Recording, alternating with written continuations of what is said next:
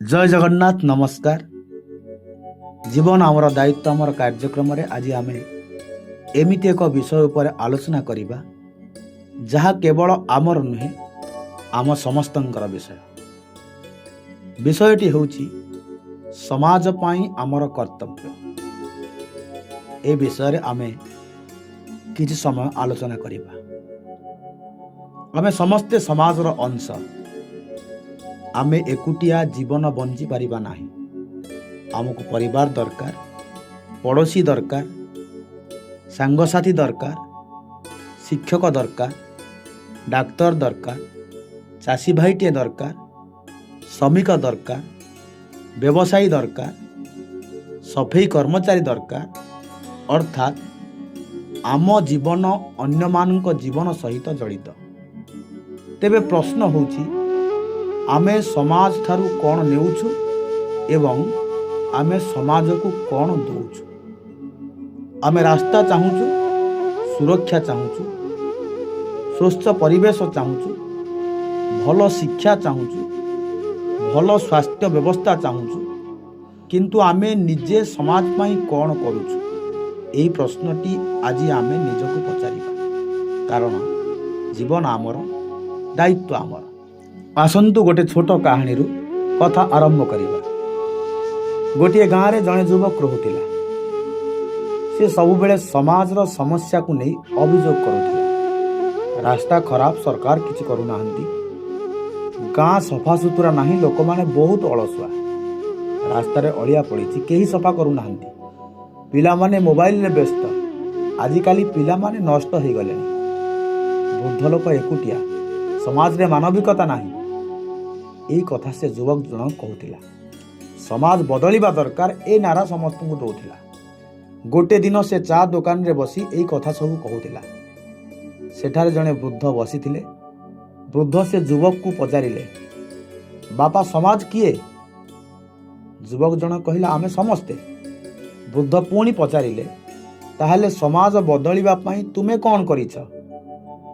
युवक जनक चुप हो गला। वृद्ध कहिले, तुमे समाज को बदलैबा को चाहूच, किंतु निज घर सामनार अलियाटी को मध्य सफा करूना। युवक जनक मुंड तलक हो गला।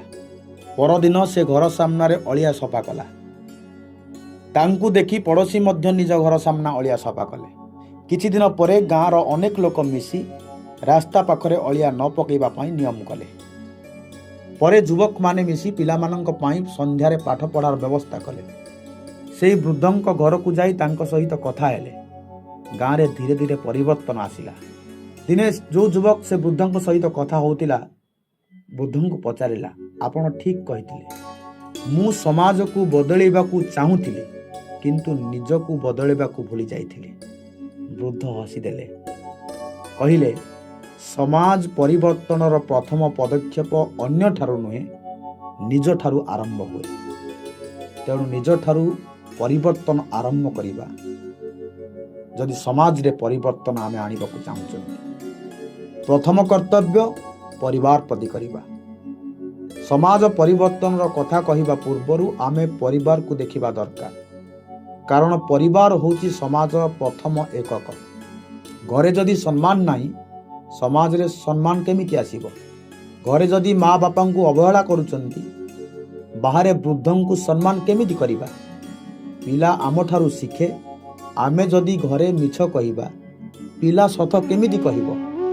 आमे जदि रागरे कथा हबा, पिला शांत केमिति हबो?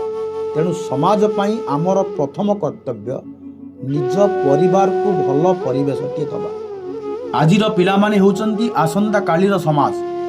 तेणु पिलांकु केवल पाठ पढ़ेले हबो नाही, तांकु मानविकता मध्य शिखेइबा। परिवेश को भल पाइबा, ए कथाटा मध्य पिलांकु जणीबा। आमे जदि पिलांकु केवल कहिबा भल पाठ पढ़, भल चाकरी कर, ताहा पर्याप्त नुहे। तांकु कहिबा दरकार, पाठ पढ़िबा सहित तू मध्य भल मनीष हवा दरकार। कारण समाज को केवल डाक्तर, इंजीनियर, अधिकारी दरकार नुहे, समाज को भल मनीष मध्य दरकार। परिवेश प्रति आमर कर्तव्य कौन, से कथा को मध्य चिंतन करिबा। आमे समस्ते सुस्थ वातावरण चाहूचंती, सफा रास्ता चाहूचंती, शुद्ध पानी चाहूचंती, କିନ୍ତୁ ଆମେ ନିଜେ କ'ଣ କରୁଛନ୍ତି? ଗଛ କାଟୁଛନ୍ତି, କିନ୍ତୁ ଗଛଟିଏ ଲଗେଇବାର ମନୋବୃତ୍ତି ରଖୁନାହାନ୍ତି। ପରିବେଶ କେବଳ ସରକାରଙ୍କ ଦାୟିତ୍ୱ ନୁହେଁ, ଆମ ସମସ୍ତଙ୍କର ଦାୟିତ୍ୱ। ଆମେ ରାସ୍ତାରେ ସମସ୍ତେ ଯାଉଛନ୍ତି, ଆମର ଗୋଟିଏ ଛୋଟ ଭୁଲ ଅନ୍ୟ ଜଣଙ୍କ ଜୀବନକୁ ବିପଦରେ ପକାଇ ଦେଇପାରେ। ତେଣୁ ଟ୍ରାଫିକ୍ ନିୟମ ମାନିବା ମଧ୍ୟ ସମାଜ ପାଇଁ ଆମର କର୍ତ୍ତବ୍ୟ। ହେଲମେଟ୍ ପିନ୍ଧିବା, ସିଟ୍ ବେଲ୍ଟ ପିନ୍ଧିବା, ମଦ୍ୟପାନ କରି ଗାଡ଼ି ଚଳାଇବା ନାହିଁ, ମୋବାଇଲ ଦେଖି ଗାଡ଼ି ଚଳାଇବା ନାହିଁ, ଅତ୍ୟଧିକ ଗତିରେ ଗାଡ଼ି ଚଳାଇବା ନାହିଁ। ରାସ୍ତାରେ ଆପଣଙ୍କ ଜୀବନ ଯେତିକି ମୂଲ୍ୟବାନ, ଅନ୍ୟର ଜୀବନ ମଧ୍ୟ ସେତିକି ମୂଲ୍ୟବାନ। ଏ କଥାକୁ ଟିକେ ବୁଝିବା। ଅସହାୟଙ୍କ ପ୍ରତି ଆମେ ମଧ୍ୟ ଆମର କର୍ତ୍ତବ୍ୟ ରଖିବା। ସମାଜରେ ସମସ୍ତେ ସମାନ ପରିସ୍ଥିତିରେ ନାହାନ୍ତି। କେହି ଅଧିକ ସୁବିଧାର ଅଛି, କାହା ପାଖରେ ଅସୁବିଧା ଅଛି। କେହି ରୋଜଗାର କରୁଛି, କେହି ଶାରୀରିକ ଭାବେ ଅସୁବିଧାରେ ଅଛି, ରୋଜଗାର କରିପାରୁନାହିଁ, ଏକୁଟିଆ ଜୀବନ ନେଉଛି। ଆମେ ସମସ୍ତଙ୍କ ସମସ୍ୟା ସମାଧାନ କରିପାରିବା ନାହିଁ, କିନ୍ତୁ ଯେତିକି ସମ୍ଭବ ସେତିକି ତ କରିପାରିବା। କାହାକୁ ଖାଦ୍ୟ ଦେବା, କାହାକୁ ପଢ଼ାରେ ସାହାଯ୍ୟ କରିବା, କାହାକୁ ହସ୍ପିଟାଲ ନେବାରେ ସାହାଯ୍ୟ କରିବା, କାହାର କଥାକୁ ଟିକେ ମନ ଦେଇ ଶୁଣିବା, ଏଗୁଡ଼ିକ ଛୋଟ କାମ ନୁହେଁ। ମାନବିକତାର ଏହି ଛୋଟ ଛୋଟ କାମ ହିଁ ସମାଜକୁ ବଡ଼ କରେ। ଆଜି ଆମ ହାତରେ ମୋବାଇଲ ଅଛି। ଆମେ ଗୋଟିଏ ଖବରକୁ କିଛି ସେକେଣ୍ଡରେ ହଜାର ହଜାର ଲୋକଙ୍କ ପାଖରେ ପହଞ୍ଚି ପାରୁଛନ୍ତି। ଭୁଲ ଖବରକୁ ପ୍ରାଧାନ୍ୟ ଦେବା ନାହିଁ, କାହାର ଚରିତ୍ରକୁ ପ୍ରମାଣ ବିନା ଖରାପ କରିବା ନାହିଁ, ଇଏ ମଧ୍ୟ ଆମର ଦାୟିତ୍ୱ। ଅପମାନଜନକ ମନ୍ତବ୍ୟ କରିବା ନାହିଁ, କାହାର ଦୁଃଖକୁ ମନୋରଞ୍ଜନ କରିବା ନାହିଁ। କିବୋର୍ଡ଼ରେ ଲେଖିଥିବା ଗୋଟିଏ ବାକ୍ୟ ମଧ୍ୟ ଜଣେ ମଣିଷର ମନକୁ ଆଘାତ କରିପାରେ। ତେଣୁ ଡିଜିଟାଲ ଜୀବନରେ ମଧ୍ୟ ମାନବିକତା ରଖିବା ଆମର କର୍ତ୍ତବ୍ୟ।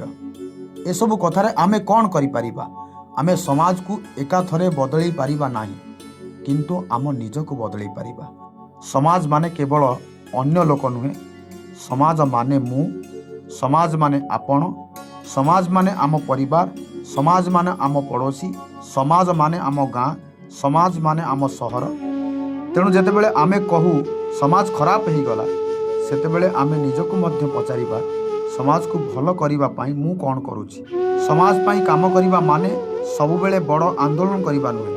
କେବେ କେବେ ଜଣେ ଭୋକିଲା ଲୋକକୁ ଖାଇବା ଦେବା, ଜଣେ ବୃଦ୍ଧଙ୍କୁ ରାସ୍ତା ପାର କରାଇବା, ଜଣେ ପିଲାକୁ ପଢ଼ିବାର ଦାୟିତ୍ୱ ନେବା, ରାସ୍ତାରେ ଅଳିଆ ନ ପକାଇବା, ଗଛକୁ ସୁରକ୍ଷା ଦେବା, ରାସ୍ତା ନିୟମ ମାନିବା ଏବଂ ଅନ୍ୟ ମଣିଷକୁ ସମ୍ମାନ ଦେବା, ଏଗୁଡ଼ିକ ମଧ୍ୟ ସମାଜ ସେବା।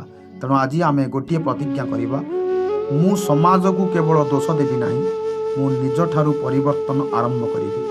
ମୁଁ ବୃଦ୍ଧଙ୍କୁ ସମ୍ମାନ କରିବି, ମୁଁ ପିଲାଙ୍କୁ ଭଲ ମଣିଷ ହେବାକୁ ପ୍ରେରଣା ଦେବି, ମୁଁ ଅସହାୟଙ୍କୁ ସମ୍ଭବ ଅନୁସାରେ ସାହାଯ୍ୟ କରିବି, ମୁଁ ସମାଜର ଶାନ୍ତି ଓ ମାନବିକତା ବଢ଼ାଇବାକୁ ପ୍ରଚେଷ୍ଟା କରିବି। ସମାଜ ଆମକୁ ଯାହା ଦେଇଛି ତାଠାରୁ ଟିକେ ଭଲ ସମାଜ ଆମ ପରବର୍ତ୍ତୀ ପିଢ଼ିକୁ ଦେଇଯିବା ହିଁ ଆମର ପ୍ରକୃତ କର୍ତ୍ତବ୍ୟ। ଶେଷରେ ଏତିକି କହିବି, ଅଭିଯୋଗ କରିବା ଲୋକ ଅନେକ ଅଛନ୍ତି, ପରିବର୍ତ୍ତନ ଆଣିବା ଲୋକ ହୁଅନ୍ତୁ। ଆମେ ଅଭିଯୋଗ କରିବା ଲୋକ ହେବାନି, ପରିବର୍ତ୍ତନ ଆଣିବା ଲୋକ ହେବା। ଆମେ ଅନ୍ୟକୁ ପଚାରିବା ନାହିଁ, ତୁମେ ସମାଜ ପାଇଁ କ'ଣ କଲ? ପ୍ରଥମେ ନିଜକୁ ପଚାରିବା, ମୁଁ ସମାଜ ପାଇଁ କ'ଣ କଲି?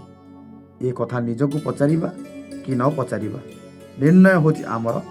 କାରଣ ଜୀବନ ଆମର, ଦାୟିତ୍ୱ ଆମର।